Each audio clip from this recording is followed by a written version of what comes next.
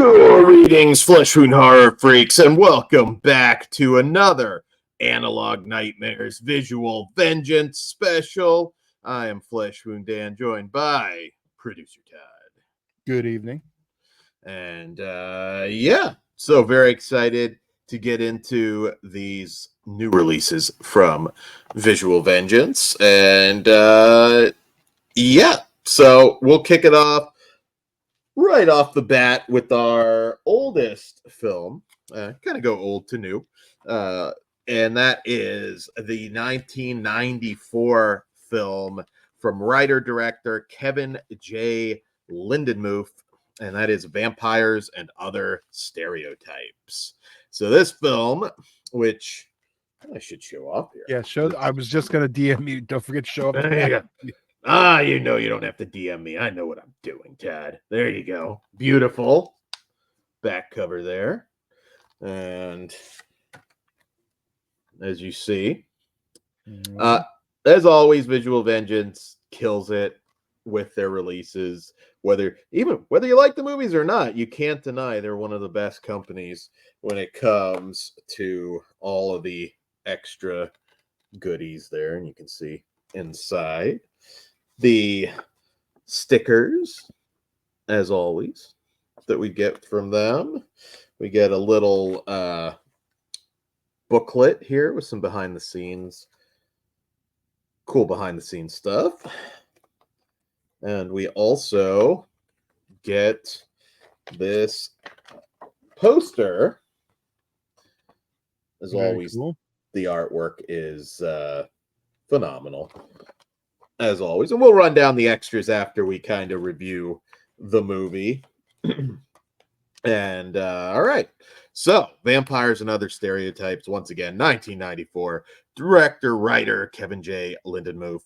And this follows a pair of paranormal investigators are making their nightly rounds on the seedy streets of New York City when they encounter a group of party-hopping girls looking for a warehouse rave, who have also just accidentally opened a portal to hell. Hate it when that happens.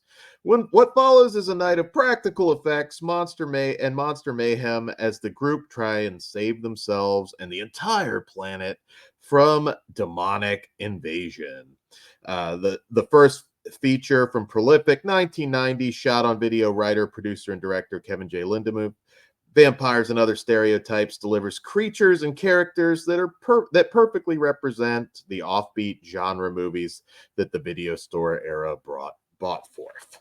All right, so this is one some of you may have seen it before on some of those like 50 movie sets from back in the day. It was always one. The title, of course, kind of grabs you. The OG title at one point was Hell's Bells, I know, and it's super ambitious. And that's the one thing in general, right? At least so far with Visual Vengeance, there's nothing that feels like they just threw it out on this label to move the movie. It does feel like they're being very particular about what they drop on the Visual Vengeance label. There are some really genuinely awesome, ambitious SOV films, which I do think this is one, and I'm going to get into that. And there are also those really bad movies that are just a hell of a lot of fun. And I love that about this label, because each one I feel like they thought through. They didn't just dump, we'll throw out this random, meme movie to see if we can move it by having it on Visual Vengeance. They've been very particular, and I do like that. As of now, putting these particular movies out. And Vampires and Other Stereotypes, it is, I think it's a blast. I think it's actually probably one of the better films that they have dropped on this label. There's a lot of really creative special effects here. Of course, 1994, it's all old school. The sequence where we get this wall of these just talking demon heads and the hell pit, practical monsters. I mean, I miss this era. There's a lot of films that try and kind of pay homage to this era, but it's really almost impossible to capture that exact charm. And also shooting hell on a budget, man. Like, something that takes place like in hell. Uh that's pretty tough when you're just kind of going out there with the spare change you found in your couch to make a movie. There is one called Necromentia from much later that I thought did a really good job of kind of capturing that feel. That's not to say that this doesn't have some of the same, some might say, issues or charm that certain SOV features have. Some actors are better than others, and what have you. But I think the fun factor is pretty high on this one. A lot of creative effects. We got the talking severed hand with fangs. It's not really. There are vampires in this. It's really kind of more of a demon film, but you get all kinds of crazy shit. You get these. Well, that's why it's called Vampires and Other Stereotypes. So This is true. This is true. We get a giant rat monster at one point. Again, practical. This is not CG. We get an Elvis impersonator demon. Uh, that was really cool. There were moments in this that kind of almost reminded me a little bit of Buffy the Vampire Slayer. It has a lot going on. If you're a fan of SOV films and you're looking to kind of check out some of the more ambitious films, this ranks up there. They really they really they really do a good job. Some might say they bite off more than they can chew, but I think this is incredibly well put together. I certainly couldn't have done this. I'm impressed with it just as somebody who has worked on indie films. It's really cool what they put off. And there's also a great backstory to this. I mean, say what you will about a lot of SOV films, they're not known for the best scripts more often than not. There's a pretty epic backstory of hell coming to Earth and this grand war. This predates the prophecy by a year or so. It's I'm a fan of this one. I think it's really good, and I'm curious, Todd. Not one I think we've ever talked about. So, what did you think? yeah, I'm with you on this one. I wasn't I'm kind of like with you on vampire movies, especially more modern ones. Well, technically, this is almost 30 years old, so not modern, but not gothic. We'll just go with that. It is of a modern style. But like you said, there was so much more going on to it. It wasn't really, like you said, it's not really a vampire movie. That's just the one they chose to name, but in the title. Mm-hmm. Yeah, it's fun. I wasn't sure. I hadn't seen this one before. Love the era, and it did it a lot better than a lot of the other ones from the era. I think this one is a gem of the line so far. Yeah, I don't know. Maybe at some point we'll rank some of the Visual Vengeance Blu-rays as they put more out. This is pretty high up, I think, for me. We get a ton of extras on here. We get a 25-minute interview with the director who talks about using these Sony cameras that he could borrow from his work at the time to get this made. Some of his early inspiration, sitting down and watching Dark Shadows with his mom. And there's a connection here to the Rolf Konevsky flick, There's Nothing Out There. He met the special effects team behind that movie at Chiller, my old stomping grounds, and kind of goes into the genesis of this film. And he does talk a little bit about the stigma at the time with shot on video movies versus film. And it's a really good interview, really good 25-minute interview. We also get a short 3-minute interview with actress Laura McLaughlin. I think is how you say her name. This was her first film, still very beautiful. She talks about her beginnings in the business, being hired for 2 films by Clint Eastwood and getting her SAG card. And she went on to do 2.5 Men, Desperate Housewives, and a bunch of shows. Another good, short but sweet little interview. We also get an interview with actor Mick McCleary, actor and set design. This runs about 10 minutes, and he talks a lot about the really difficult to shoot Wall of Demons sequence, which I can imagine a lot of actors were not too happy. That didn't look comfortable, but it's nonetheless very, very memorable. We get another 3-minute interview with actress Suzanne Turner, also her first movie, I believe. And once again, you shoot where you can. She talks about them shooting at her apartment in Tribeca. Another fun interview. We get a 7-minute interview with Sally Narkis, and she talks about working with the Elvis impersonator and has some funny stories about that. The complex makeup that this film has. I mean, once again, highly, highly ambitious stuff for I believe it was a $20,000 budget. And she kind of catches everybody up with what she's doing now. We get an 18-minute piece with makeup effects artist Ralis Khan, a really interesting guy. He talks, he actually kind of, I think, contradicts. Apparently, it was a Fangoria Weekend of Horrors convention and talks meeting the effects guys from that movie.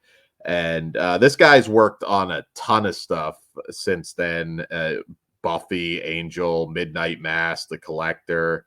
It's a fun little rundown of his career. I believe there's even some Pugs connections with him. He talks about working with bands like Wednesday 13, Marilyn Manson. I think he's got a mask making company now. I think it's RalisFX.com. If you want to check that out, RALISFX.com. And I think now he's in a band called Dead by Day. So I thought it was a fun piece. We also get special effects artist Scott Sliger, 7-minute interview, and he talks the challenges of the mechanical rat monster. Once again, the wall of demon heads. Really good interview. We get a 9-minute interview with photographer Sung Pak. And we also get one that I think is probably, if you're not an extras junkie and you don't always watch all of it, I do highly recommend you listen to this interview. It's with publicist Joe Manseri, and it runs 23 minutes. And he talks about his work with Brimstone Productions and doing publicity for various films like The Suckling. And what I really liked about this, he talks a lot about fanzines then versus now. It's one of these guys, I don't know if I ever really knew the name, but I certainly knew his work, and it's a really good interview that I highly recommend checking out. What else do we have here? These things are stacked. I spend more time on the extras than the movie. We get an audio commentary with Tony Strauss of Wings Chop magazine, and that is also really good. He talks the world building that they do for an SOV film, which, as I said, is so impressive in this one. And yeah, he really good. He talks about some of the inspirations behind the film, the obvious love of buddy cop films and Men in Black lore, and also dealing with a DOP who couldn't read English and didn't read the script. So this film wasn't without its challenges. So as always, a perfect rating on the Blu-ray. I mean, the Blu-ray itself is a 5. Now, rating the film, if you like SOV horror, and there is stuff in here that I think is actually pretty impressive, even if you're not an SOV horror aficionado. This one ranks pretty damn high for me. On that scale, I'm going to give it a 4.5. What say you, Todd? You're muted, Todd.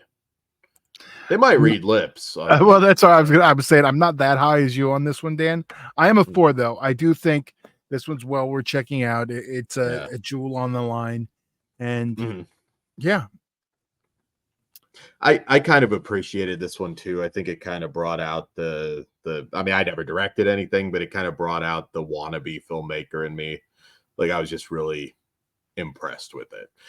So yeah, check this one out as always in the comments. Let us know what you think. This is not a by any means a so bad it's good film. I think it really is just a good movie.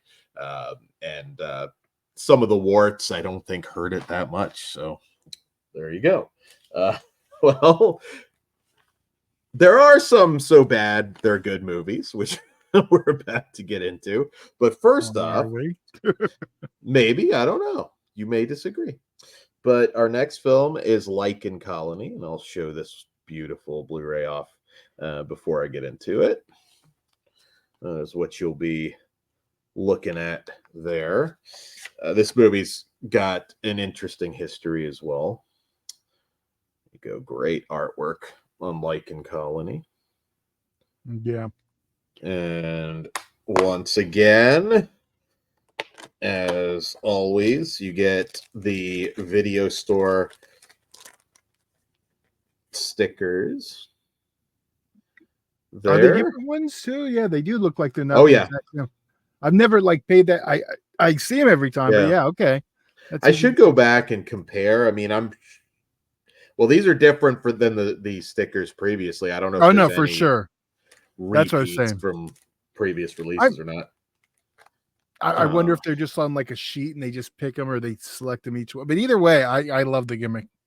Yeah, I try and put stickers on different shelves that I've got, and I'm kind of banking. I'm hoping we get enough that I can just have an entire side of a movie shelf with all these. This is pretty cool. You get a LYCAN Colony air freshener, New Hampshire forest scent. So there you go. Nice. You can't really smell it through the plastic, so I can't review that, but nonetheless, it's really cool. What else do we have here? Pulling them out in a slightly different order, but that's okay. We have the poster once again for LYCAN Colony. Really good art. You know what? I should have measured this for anybody that are getting these and looking for a frame. It's not an 11 by 14. It's smaller than that. No, it might be an 11 by 14. It's not an 11 by 17. No, it's not an 11 by 17. It's not an 11 by 14 either, because I can really. Well, I can't tell from your meat hooks holding it. My meat hooks. Sorry, Todd. No, it's a slightly odd shape, but great looking artwork. We also get, once again, the booklet for LYCAN Colony. And cool. This movie's got a history, so I'm kind of excited to get into it. All right. But hopefully the history entertains me. Oh, okay, Todd. Tipping your hat. I'm kind of over exaggerating, but I mean, we both know it wasn't a good movie. But doesn't mean it was a bad movie. It's still entertaining. We'll get into it. We will get into it. All right. So this is a 2006 film from director, writer Rob Roy. And in this film, A disgraced alcoholic surgeon moves with his family to a small town in New Hampshire. Unbeknownst to them, the entire town is populated with werewolves, some good and some very evil. They soon find themselves thrust into an ancient mystical battle between the wolf packs that will change their family forever. An astoundingly ambitious and riveting example of pure outsider cinema. Lycan Colony's reputation is well earned as every bizarre creative decision unfolds, and you are dropped into its metaphysical alternate reality. All right. So, Lycan Colony. All right. So this one definitely has some really serious bad movie cred behind it. Um, this one, this one is kind of up there with The Room, um, Troll 2. It went viral when a really popular podcast, Red Letter Media, did a piece on it. Riff Tracks, which I'll get into that, but the Riff Tracks version of this movie is on the Blu-ray. It So this was. might be one, maybe it doesn't hit you, but Riff Tracks is hilarious and it's a particularly funny episode. So that's that. I think is actually a really cool extra feature to have. It's a nice selling point if not everyone's, loves the movie. They got that. Absolutely. And this one, it feels like a movie that an alien wrote after observing people over an afternoon. Like it's very there's these it switches back Okay. and forth to like blue screen. The hate for this was apparently so strong that the director just disappeared for like 15 plus years and didn't do anything else with film. He since has, because this did blow up quite a bit uh, over the last like 5 years. It's become one of those Birdemic type films that has grown its cult. And I don't want to say that this one is not also ambitious, because it is. It's just at this point in Rob Roy's career, I don't think he had any clue how to edit and shoot and put together a movie. The lead actor one of the lead actors that plays the dad is particularly bad, and that's really where these comparisons to The Room come in. The way this guy delivers his dialogue is pretty hilarious.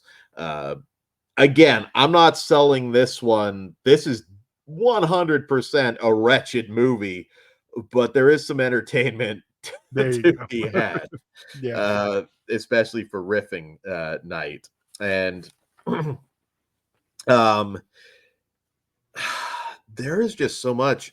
There's some moments, like there's a scene where the son meets this girl. They literally just met. She decides to just, I don't know, just randomly crawl in through his bedroom window. Guess he was cool with that. She's cute, whatever. And they just Look the other decided way. yeah, that's true. If they get murdered, they get murdered at that age. I understand. Uh there's a scene where they just start like kind of frolicking through the graveyard, and there's this weird like child laughing sound effects. There's all sorts of just random. There's the stick people dance. If you see it, you'll know what I'm talking about. Um there is just so much going on with this movie. It really does feel like aliens made this. I'm convinced Rob Roy may not be of this earth. And there were a lot of typical struggles getting this made. I know the character of Russ, who's played by Gretchen Weisiger, was originally supposed to be a dude, but the actor that was scheduled to play that role didn't show up. She was just an extra in I think the bar scene, just playing a random townie, and it was just a case of you got a promotion. So it's one of those movies I've been there where just shit doesn't go right, and you just have to kind of do your best. Um, there are moments where, as bad as it is, you can kind of see some creativity. I think this guy really has a strong love for the werewolf subgenre. In fact, ironically, when this started to kind of blow up, he put out 2 books based on Lycan Colony, which I'd be curious to check out, because it's been a long time. He's older. Maybe he's better at putting his thoughts, on the written page rather than, trying to put it on film. And I know Lycan Colony Rot Rage of the Theromorphs, I think is how you say that. He's got 2 books out, so I would definitely recommend looking into that if you're a fan of Lycan Colony. The action, the effects, they're special. They are very special effects. I don't know how good they are. There's all kinds of drinking games you can play with this as well. Outsider. Every time you hear Outsider, you can take a shot. Man, it's rough, but it's not boring. It's just one of those movies. It's like, what the fuck am I watching? And I really have no idea. This is just one of those ones. If you're a bad movie aficionado, check it out immediately. But there are some funny moments. I want to give credit, like Stuart, you shed all over the sofa was a funny line. The extreme close-ups on actors' faces for absolutely no reason whatsoever.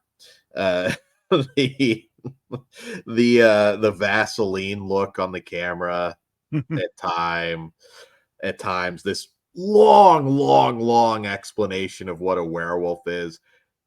It shows in every frame that this was somebody that was kind of learning on the job. I mean, he was just learning as he went. And there's also like a sort of, I don't know what else to call it, like a flatulence cloud battle with this weird witch that likes to lick people to pass on knowledge. Weird fucking movie, Todd. But yeah, so you loved it. What did you think? Like it's one of those, like you said, it's a bad movie. There's no arguing with it. It's can you have fun with the bad movie? And you can. I think there is fun to be had. Watching it alone, not as much, but that goes into the bad movie thing. So Mm-hmm. this is one I'm going to say watch with friends. If you're into the riffs, there's the riff track available.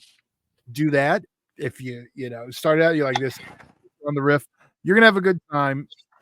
I think as long as you know what you're getting into, you're going to have a good time. Yeah, I agree. I think the extras really do make it. You're not getting American Werewolf in London transformation scenes, but hey, maybe Rob Roy can't do a proper transformation scene, but all of his actors are still alive, so there's that. He's got that going for him. So on that note, got to talk about the extra I was going to features. say, yeah. Before we go. get a 22-minute interview with Rob Roy. Once again, talks about some of the books he's written, which I will genuinely check out because I'm kind of curious. They might be really good, to be honest. He talks a little bit about the long time he took off, but then coming back when the movie went viral. He does have another film that he has completed. We'll see if that's kind of a redemption film or not. Speaks about maybe wanting to remake this, which would be interesting. I'd say you can't really do a sequel because I think you'd have that Hobgoblins 2 issue where it probably will definitely be a better movie, but it might not, that just all the charm would be gone. We also get a commentary with Sam Panico and Bill Van Ryn. That they also talk about the director apparently going to Kevin Bacon's house to try and get him in a movie, which I think is hilarious. There's a director's commentary, which is kind of a little more technical. And as I said, we get the full Riff Tracks version of LYCAN Colony, which is that I think is the big one. Blooper reel, LYCAN Colony music video, and all the physical extras that I showed off.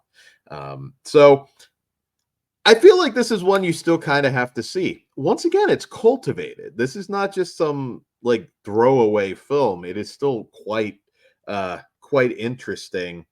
And I always like to recommend double features. I would say pair this one up with The Howling 3, The Marsupials for Werewolf Night. And if you really want to, throw Howling 2 in there too, if you want to make it a triple. But I'm going to say yeah, lead with this one, though. there you go. And again, it's perfectly acceptable if you just want to do the Riff Tracks version. it still works. Yeah, I don't know. It's debatable whether you want to call this so bad it's good, but I do think there's a lot of fun to be had. Certainly, if you get something out of films like The Room, especially, check it out. Very special effects, very special acting and line delivery. I am glad I had this. And all right, so rating the Blu-ray 5 once again. Visual Vengeance, Wild Eye Releasing, they're doing probably better work than most of the more household name labels, at least here on YouTube. I would put Visual Vengeance's recent Blu-rays up against all of the big dogs. I really and they're not expensive Blu-rays either. So I really hope people support Visual Vengeance because I think they do deserve it. So a 5 on the Blu-ray. Rating this one's really tough.